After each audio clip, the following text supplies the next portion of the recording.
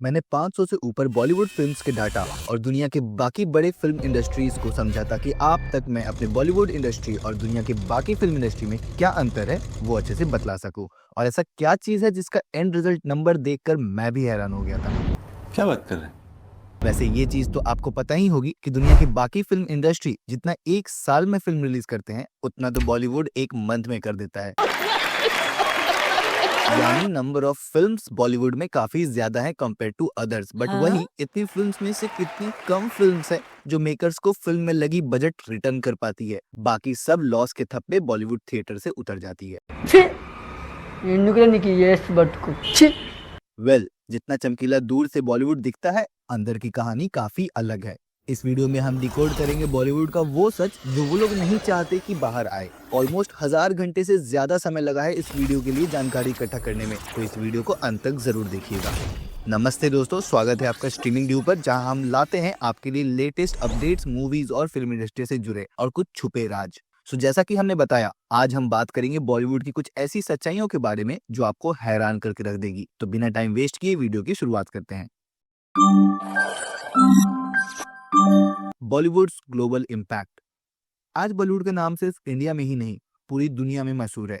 पर क्या आपको पता है कि दुनिया में 190 से भी ज्यादा देश में बॉलीवुड की फिल्में देखी जाती है और दुनिया भर में बॉलीवुड फैंस की संख्या 3 बिलियन से भी ज्यादा है। लेकिन इतनी फिल्म्स बनती है, रफली बोले तो 2000 फिल्म्स एनुअली बनती है इंडिया में, जो कि बॉलीवुड को लार्जेस्ट फिल्म इंडस्ट्री बनाता है पूरी दुनिया में बाई वॉल्यूम। वहीं नॉलीवुड, जो कि नाइजीरिया की फिल्म इंडस्ट्री है, सेकंड लार्जेस्ट है बाई वॉल्यूम, जो कि बॉलीवुड के कंपैरिजन में सिर्फ आधी फिल्में रिलीज करती है एक साल में। वही हॉलीवुड या चाइनीज फिल्म इंडस्ट्री केवल 500 से 700 फिल्में रिलीज करते हैं। अब बात करें बॉक्स ऑफिस रेवेन्यू की, तो इस मामले में कम फिल्मों के साथ हॉलीवुड काफी आगे है, जो कि 2022 में ही 42 बिलियन डॉलर का रेवेन्यू जनरेट किया था, जिसमें मेन कंट्रीब्यूशन उसके इंटरनेशनल मार्केट से हुआ था। वही Chinese film industry second largest है रेवेन्यू के मामले में, जिसका मेजर कंट्रीब्यूशन उसके डोमेस्टिक ऑडियंस से आता है और ये टोटल 9 बिलियन डॉलर का रेवेन्यू जनरेट करती है। वही बॉलीवुड थर्ड नंबर पे आता है, जो कि 3 बिलियन डॉलर की रेवेन्यू जनरेट करती है annually.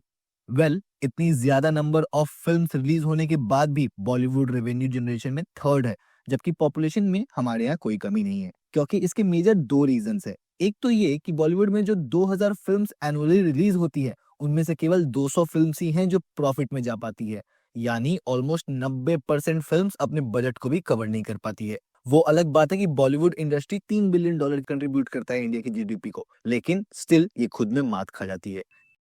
Music.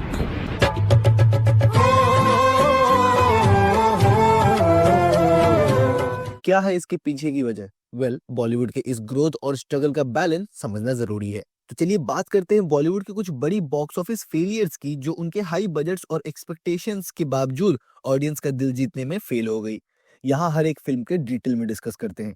Ganpat, budget 200 crore थी और बॉक्स ऑफिस पे केवल 14 करोड़ ही हुआ इसका। टाइगर श्रॉफ स्टार रही है, futuristic action drama, high octane action sequence और वीएफएक्स पर फोकस करी हुई फिल्म, जो कि स्टोरी और स्क्रीन प्ले में कुछ भी नया नहीं ला पाई और वीक प्रमोशंस की वजह से स्क्रीन पे बहुत बड़ा फेलियर साबित हुई और मेकर्स के लिए ये एक मैसिव लॉस बनी। वहीं दूसरी नंबर पे बॉम्बे वेलवेट, जो कि 118 करोड़ के बजट में बना था, लेकिन सिर्फ 43 करोड़ ही कलेक्शन हो पाया। रणबीर कपूर और अनुष्का शर्मा की ये एक पीरियड ड्रामा फिल्म थी जो अनुराग कश्यप ने डायरेक्ट किया था। समझ रहे हो? समझ रहे हो आप? सारे बड़े नाम है। ये एक ग्रैंड स्केल पर बनी थी, लेकिन कंफ्यूज स्क्रीन प्ले और वीक नैरेटिव के कारण ये ऑडियंस का इंटरेस्ट बनने में असफल रही। फिल्म में इतने बड़े कास्ट के बावजूद भी वो उसे बॉक्स ऑफिस पे नहीं बचा पाई। तीसरे नंबर पे है द लेडी किलर। 35 करोड़ के बजट में बनी, लेकिन सिर्फ 60,000 रुपए ही इसका कलेक्शन हुआ।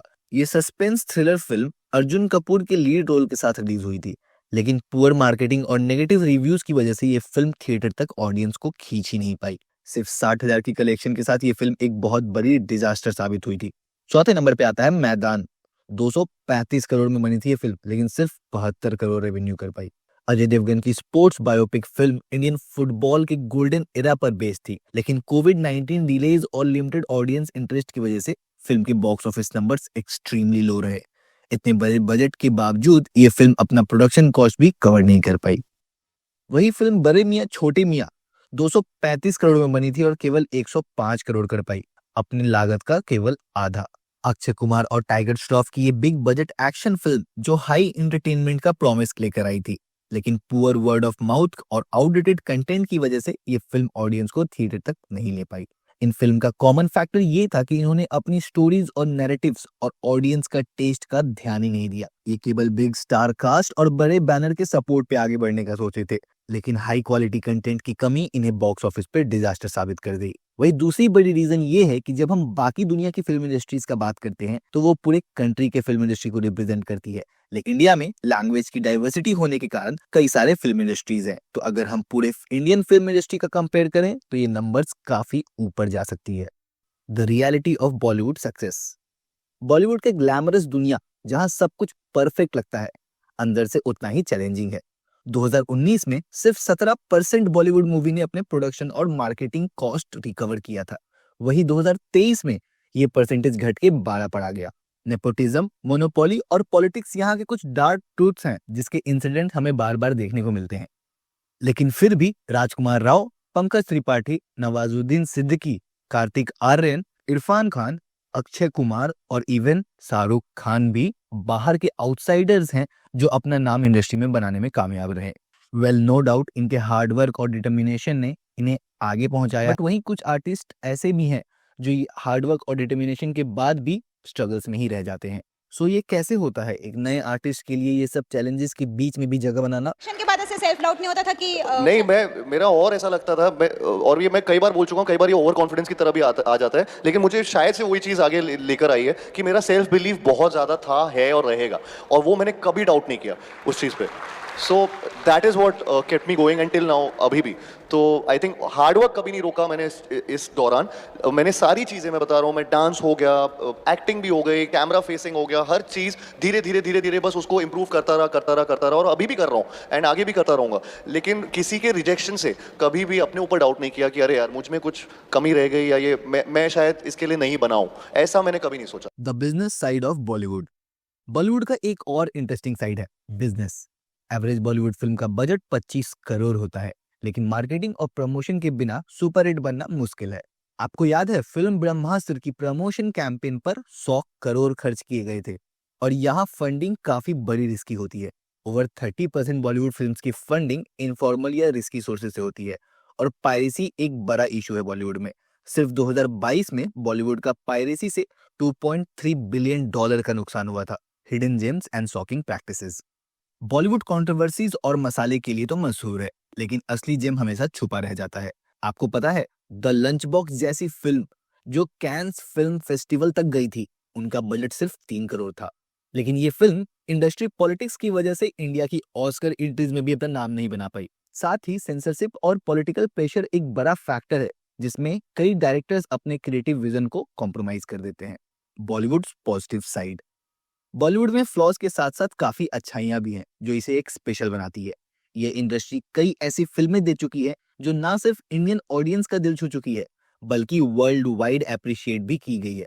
आमिर खान की लगान इसकी एक परफेक्ट एग्जांपल है। I remember इस Lagan's फिल्म को ग्लोबल international लेवल journey पर began काफी at पसंद किया Locarno गया था और and it won critically the acclaim भी Best मिला। Film Audience Award. And SRK then from की there स्वदेश actually the शुरू journey में of the film box office began में and ज्यादा कुछ we नहीं had कर पाई no थी, idea that लेकिन Lagan टाइम would के be साथ ये liked by एक कल्ट an क्लासिक audience बन outside गई of जो India. अपनी यूनिक स्टोरी और इमोशनल कनेक्ट के लिए लोगों के दिल में जगह बना गई। हाल ही में रिलीज हुई फिल्म लापता लेडीज को भी ऑडियंस काफी अप्रिशिएट की गई। ये प्रूफ है कि इंडियन ऑडियंस अब अच्छी कंटेंट ड्रिवन फिल्म्स देखना पसंद करती है। ये बताता है कि बॉलीवुड में अच्छी फिल्में बनती तो हैं, लेकिन उन्हें ऑडियंस तक सही तरीके से पहुंचाना भी उतना ही जरूरी होता है। My personal learnings. 1000 घंटे बॉलीवुड और बाकी इंडस्ट्रीज को स्टडी करने के बाद मैं ये रियलाइज किया कि इंडस्ट्री जितनी कॉम्प्लेक्स है उतनी ही इंस्पायरिंग भी। जहां एक तरफ मसाला और कंट्रोवर्सीज है, वहीं दूसरी तरफ असली कहानियां और स्ट्रगल भी हैं जो लोगों को मोटिवेट करती है। बॉलीवुड की असली ब्यूटी उसकी डाइवर्सिटी में है और स्टोरी टेलिंग जो हमेशा लोगों के दिल तक पहुंचती है। बॉलीवुड की जर्नी एक मिक्स है, फ्लॉज के बावजूद यहाँ टैलेंट और क्रिएटिविटी की कमी नहीं है। अगर इंडस्ट्री मीनिंगफुल स्टोरी और अच्छे कंटेंट को प्रमोट करे तो बॉलीवुड ना सिर्फ इंडियन ऑडियंस का बल्कि ग्लोबली सिनेमा का भी एक इम्पोर्टेंट पार्ट बन सकता है। वैसे आपको क्या लगता है, बॉलीवुड में ऐसी क्या वो बातें हैं जो उसको बाकी इंडस्ट्री से अलग बनाती है? और बॉलीवुड अपने इतने फ्लॉज के साथ क्या अभी भी एक मैजिकल प्लेस है? अपने थॉट नीचे कमेंट में जरूर शेयर करें, और अगर आपको ये वीडियो इन्फॉर्मेटिव लगी तो इसे लाइक करें, शेयर करें और चैनल को सब्सक्राइब करना ना भूलें। मिलते हैं अगले वीडियो में, तब तक के लिए फिल्मों का मजा लेते रहें और स्ट्रीमिंग ड्यू के साथ अपडेटेड रहिए।